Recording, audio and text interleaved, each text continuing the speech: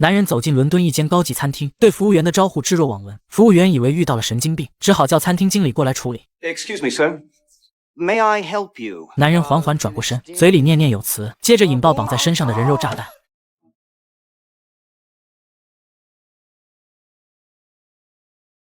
与此同时，一架从雅典飞往华盛顿的客机上，胡子花白的老人起身离座，从行李架上取下背包，接着来到厕所关闭房门。摄影器材内暗藏手枪零件，快速组装完成，插上弹夹，把手枪和塑胶炸药裹进报纸，再出来已变成另一副模样。没错，他是恐怖分子，和餐厅人肉炸弹客来自同一恐怖组织。同伙接过报纸，将炸药贴在驾驶舱门上，然后摁下引爆器。一声清脆的爆炸后，恐怖分子快速冲进驾驶舱，用枪挟持机长保持航向，然后关闭通讯系统。另一人冲进厨房，毫不客气地将空姐推倒在地。他们提前在柜子里藏了自动步枪。恐怖分子开始分发武器，仅用2分钟就控制了整架飞机。头等舱还坐着美国参议员。联邦空警意识到情况不妙，急忙把手枪藏进袜子，警徽则塞进垃圾袋。恐怖分子头目宣示主权，只要大家乖乖配合就能安全回家。空姐珍妮看见乘客名单上的空警名字，如果让恐怖分子拿到名单，空警必遭殃。她冒着生命危险拿到名单，再藏进一旁的杂志袋。很快，伦敦的美国大使馆接到电话，是恐怖分子提前准备的录音。I am in control of Flight 343. 恐怖分子提出要求，要美国政府释放他们的首领亚法，他们会把飞机开往华盛顿，以半数人质交换燃油和5000万美金，等回到自己的国家再释放另一半人质。美国政府的原则是坚决不和恐怖分子谈条件，他们可以先答应要求，等飞机开进机场再派突击队营救人质。军事顾问大卫有另一番见解，根据录音匹配，确认劫持飞机的人是恐怖组织二当家垃圾，这家伙非常极端，是狂热圣战分子。根据资料显示，6个月前一批神经毒气导弹运往德国的途中被劫，调查得知是车臣黑帮所为。反恐部队在崔维斯中校带领下突袭车臣黑帮大本营，结果却扑了个空，毒气弹早已被运走。众所周知，车臣黑帮是亚法所属恐怖组织的主要军火供应商。大卫怀疑毒气导弹已经被买走，拉吉这次劫持飞往华盛顿的客机很有可能是针对美国的一场恐怖袭击，因此不能冒险让飞机进入美国领空。 Are you saying the nerve gas is on board? Yes, sir, I am.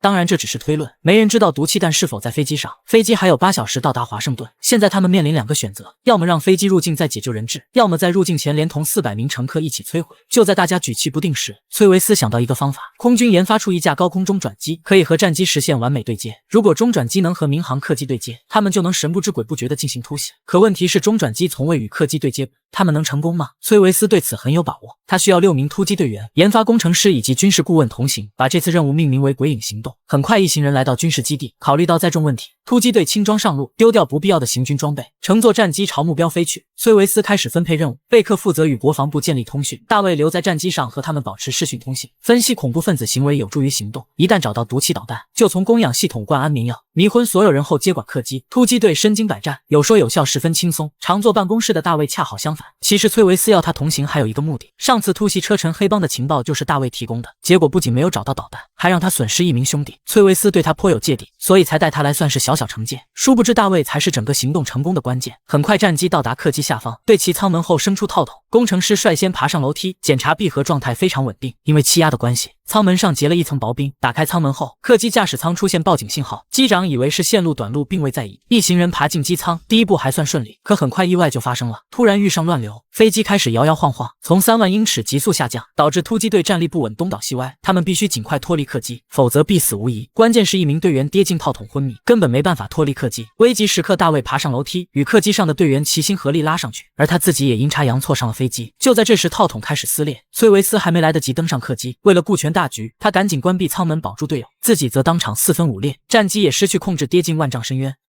突击队出师不利，还没开始行动就损失2人，拆弹专家也摔断脊椎无法站立。屋漏偏逢连夜雨，客机机长发现底舱故障，准备去电子室查明情况。为了防止他耍花样，拉吉也要跟着去。机长打开盖板，突击队闻声迅速躲避，好在舱口只够1人通行，恐怖分子只在上面监督。机长下来发现地上有碎玻璃，看样子更像是人为导致。就在他疑惑之际，大卫一把拉住机长示意晋升，队长撕开肩章露出美国国旗，再看看四周全是美国大兵，机长顿时心领神会。大卫拿给他一块烧焦的电路板，然后爬出去以此蒙混过关。可拉吉似乎心存疑惑，于是蹲下身子朝底下探望。机长早已惊出一身冷汗，所幸拉吉并未发现异常，他才关闭舱门回到驾驶位。当务之急是联络国防部，可检查装备才发现卫星电话还没来得及拿上来，如果国防部不知道他们还活着，就会连同飞机一起摧毁。工程师从未上过战场，他建议和恐怖分子谈判，希望保住小命。大卫很清楚拉吉的为人，这家伙根本没得谈，他们只得另想办法。距离华盛顿将近4小时里程，也就是说他们还有时间。队长决定安装探头，找出敌人位置，关闭电源，用夜视镜突袭。大卫反对这个计划，如果炸弹在飞机上，恐怖分子狗急跳墙，有可能引爆。商议之后，队长改变主意，一边部署一边寻找炸弹。另外，他要知道垃圾长什么样。大卫也不确定，他只见过对方20年前的照片，但他听过那段录音，可以通过声音辨认。突击队分工合作，一人用扫描仪寻找炸弹，队长爬至机舱顶，用电钻钻开顶板，同时一名队员从头等舱底部开钻。当钻头伸出地面，与恐怖分子的脚趾相隔1厘米距离，两人分别将探头伸进机舱，安装收音设备，再把看到的情况汇报给大卫。大卫在电脑上进行标记，把恐怖分子的站位以及武器装备标得一清二楚，但他并没有听见垃圾的声音，只好穿上防弹衣，爬到顶舱亲自观察。队长帮他挂上安全绳，脱掉鞋子避免掉下来发出声响，抓住钢丝绳慢慢往前扭动，这非常考验体力。终于到达第一站，大卫拿起窥视镜观察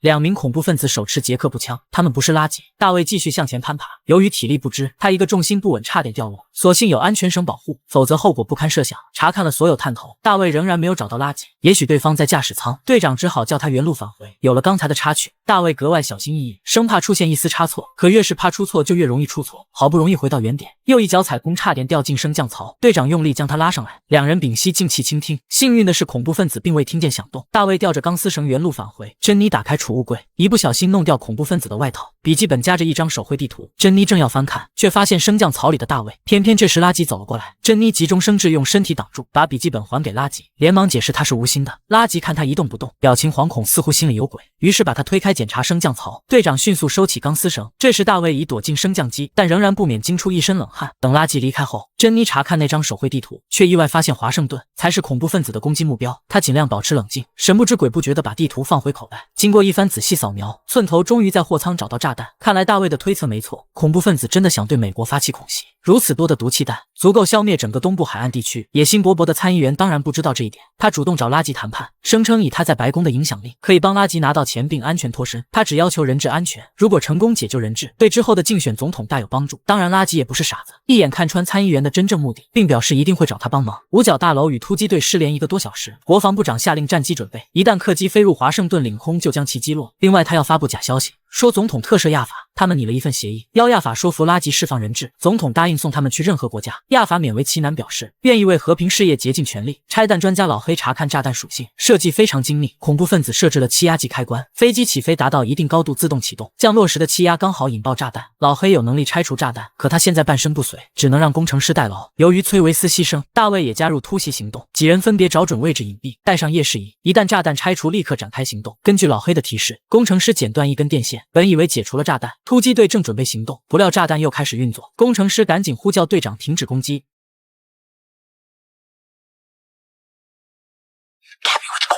原来是有人在检测引爆装置，这人手里应该握着遥控引爆器。老黑越说越激动，情绪失控，当即昏死过去。工程师以为他领了盒饭，行动不得不暂时终止。大卫返回炸弹处，检查到老黑还有脉搏，他只是暂时昏迷。亚法重获自由，拉吉打来电话确认，亚法按美国政府的要求当说客，要他把飞机开到指定基地释放人质，但拉吉并没有那么做，还有更大的使命在等着他。挂断电话后，所有恐怖分子兴高采烈，为他们的首领获救欢呼呐喊。随后同伙询问拉吉，既然首领获救，是不是应该按计划转飞阿尔及利亚？原来这些恐怖分子还不知道，这次任务是自杀式袭击。大卫监听到谈话内容，看来他们有机可乘。果然不出所料，恐怖分子对拉吉的极端感到害怕，他被仇恨蒙蔽了眼睛，他们不想跟着他送死。拉吉权威受到质疑，抓住手下将其当场射杀。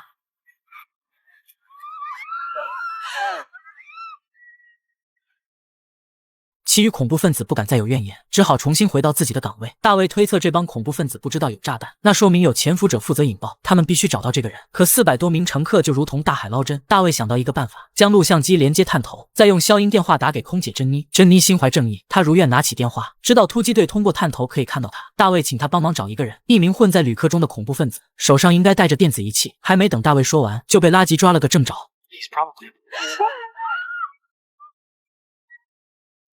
拉吉拿起电话接听，当然一举一动都被突击队看在眼里。大卫捂住话筒，屏息静气，没有听见任何声响。拉吉这才放下电话，一转身用枪对着珍妮，但他终究没有扣动扳机，因为他还需要珍妮给他们弄食物。珍妮回到乘客舱，以分发杂志为由挨个查找。一位胖女士患有糖尿病，但她的药不见了。珍妮帮忙找药，却无意间看到邻座男人拿着电子仪器，想必他就是突击队要找的人。珍妮默默记下座位号，然后写在手上，通过摄像头告知大卫。To what, Kay? 21K。还没等展开行动，这时4架海军战机已靠近客机，并向客机喊话转向至空军基地，否则将遭到击落。大卫隐约听见麦克风里有声音，塞进耳朵一听，想必国防部以为他们死了，打算对客机实施强制措施，必须想办法通知战机他们活着。见此情形，拉吉只好联络国防部，非常强硬地表明自己的立场，他们要到华盛顿降落获取燃油。这时参议员起到了作用，他把通讯设备交给参议员，但他并不是要参议员帮忙谈判，而是当着所有人的面将其射杀。拉吉再次警告部长，要他们立即撤走战机，否则每隔1分钟杀1名人质。现在客机距离华盛顿领空不足3英里，国防部长痛下决心，必须马上做个了结。很快战机飞离客机周围，拉吉暗自窃喜，以为威胁起到了作用，殊不知战机绕至后方，飞行员收到攻击命令，随即将导弹对准前方的客机。就在即将发射导弹的前1秒，客机尾灯开始闪烁，那是摩斯电码。Negative bull. Go cold on the Sparrow.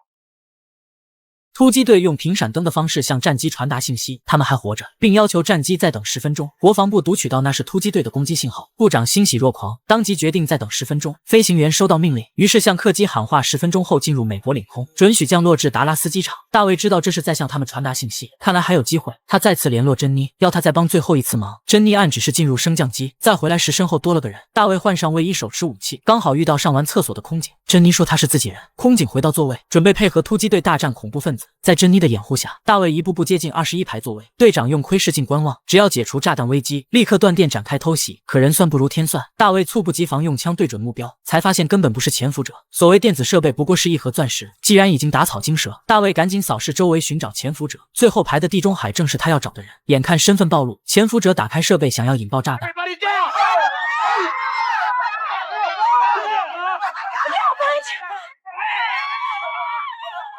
机舱内瞬间乱作一团，大卫赶紧冲过来抢夺引爆器，扭打中设备掉落地上，突击队切断电源，分别从各个角落窜出来，将恐怖分子逐个击破。大卫小腿被困，失去战斗能力，眼看潜伏者就要输入密码，突然一名队员从天而降，大卫说他就是潜伏者，寸头立即开火将其击倒，键盘也掉落地上，密码已经全部输入，只要摁下回车键，炸弹就会爆炸。谁知潜伏者非常强悍，拼尽最后一口气按下了回车键。然而就在这紧要关头，工程师成功用吸管隔绝了引线撞针，可危机并没有就此解除，又一名恐怖分子杀出来，对着机舱胡乱射击，子弹击中窗户，导致机身受损，靠窗位置的乘客当场卷入无边夜空。拉吉趁机来到驾驶舱，从背后突袭干倒突击队长，然后把枪对准大卫。大卫说炸弹解除，游戏结束，没必要再做无谓的牺牲，但拉吉不甘心，调转枪口对准驾驶舱一通扫射。下一秒队长清醒过来，彻底送十恶不赦的恐怖分子领了盒饭。大卫赶紧来到驾驶舱，发现2位机长中枪身亡，飞机正在急速下坠。好在大卫学过小型民用飞机，最后在珍妮的帮助下，成功将飞机开进民营机场。虽然毁掉了大半个机场，但总算成功迫降。相比起飞机上的400名乘客，这点经济损失根本不值一提。